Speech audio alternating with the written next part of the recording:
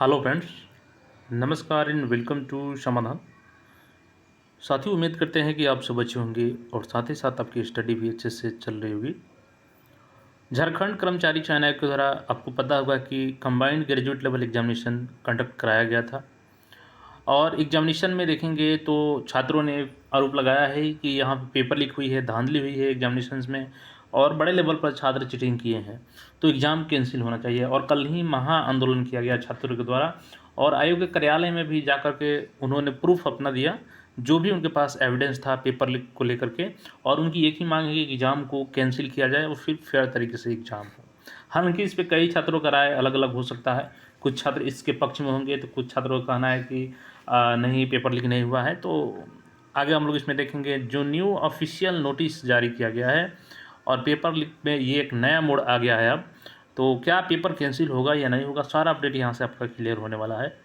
सबसे पहले इस नोटिस को देखिए। झारखंड कर्मचारी चयन आयोग, झारखंड सामान्य स्नातक योग्यताधारी संयुक्त प्रतियोगिता परीक्षा, और यहाँ पे विज्ञापन संख्या दिया गया है। ये इम्पोर्टेंट नोटिस है और कल रात्रि में जारी किया गया। यहाँ पे देखिए, दिनांक 21 सितंबर से 22 सितंबर तक आयोजित झारखंड सामान्य स्नातक योग्यताधारी संयुक्त प्रतियोगिता परीक्षा 2023 से संबंधित उत्तर कुंजी आयोग के वेबसाइट पर प्रकाशित कर दी गई है और उक्त उत्तर कुंजी के विरुद्ध आपत्ति दर्ज करने के लिए लिंक आयोग के वेबसाइट पर दिनांक 27 सितंबर को प्रकाशित की जाएगी।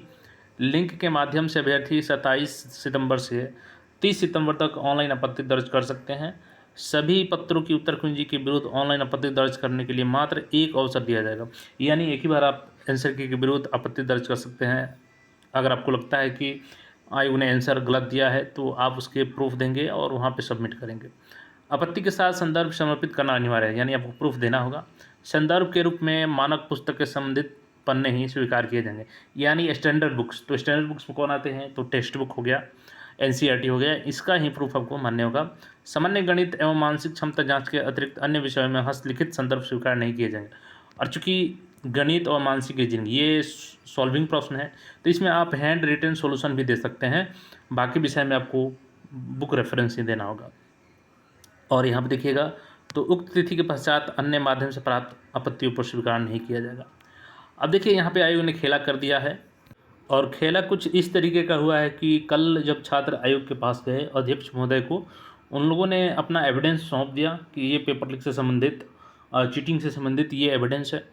तो जैसा कि छात्रों का कहना है कि उनको आश्वासन मिला कि हम लोग इसकी जांच करेंगे और जांच उपरांत इस पर एक्शन लिया जाएगा। अगर सही में पेपर लीक है तो फिर एग्ज़ाम कैंसिल किया जाएगा, फेयर तरीके से एग्ज़ाम होगा। लेकिन इसी बीच कल ही छात्र मिले हैं और कल रात्रि को ही यहाँ पे आंसर की जारी कर देना है। कहीं ना कहीं छात्रों का विश्वास जो है वो धूमिल हो रहा है, क्योंकि जब कल उनको बताया गया कि पहले जांच होगी, तो उसके पहले यहाँ पे कम से कम आयोग को होल्ड करना चाहिए। देखिए, मामला कुछ भी हो सकता है, वो भले हो सकता है कि एविडेंस गलत हो या आप वो प्रूफ ना हो पाए कि पेपर लीक है, लेकिन आप उसके बाद आंसर की जारी करते तो छात्रों में कहीं ना कहीं विश्वास जगता कि आयोग हमारे जो एविडेंस है उस पर विचार कर रही है, उस पर सोच रही है, उसकी जांच कर रही है। लेकिन जब एविडेंस ले लिए हैं तो कम से कम आपको यहाँ पे होल्ड करना चाहिए था आंसर की को, लेकिन कल आयोग ने जारी कर दिया है। और देखिए कि यहाँ पे तो सीट वाइज सभी का दिया गया है, 21 तारीख का यहाँ पे जैसे दिया गया है, तो डेट वाइज यहाँ पे अपना आंसर की मिला लेंगे। और बाकी इस पर आपका क्या सोचना है, क्योंकि आयोग ने तो ऑलरेडी यहाँ पे आंसर की जारी कर दिया, लेकिन छात्रों की चेतावनी भी है कि अभी रिजल्ट अगर जारी कर दिया आयोग और सोमवार तक कोई फैसला नहीं आता है पेपर को लेकर के, तो उनका फिर से आंदोलन होगा। बाकी आप इस पर क्या सोचते हैं, कमेंट करके ज़रूर बताइए। और चैनल पर नए हैं तो चैनल को सब्सक्राइब करके जुड़ जाए। फिर मिलेंगे नए अपडेट में। धन्यवाद।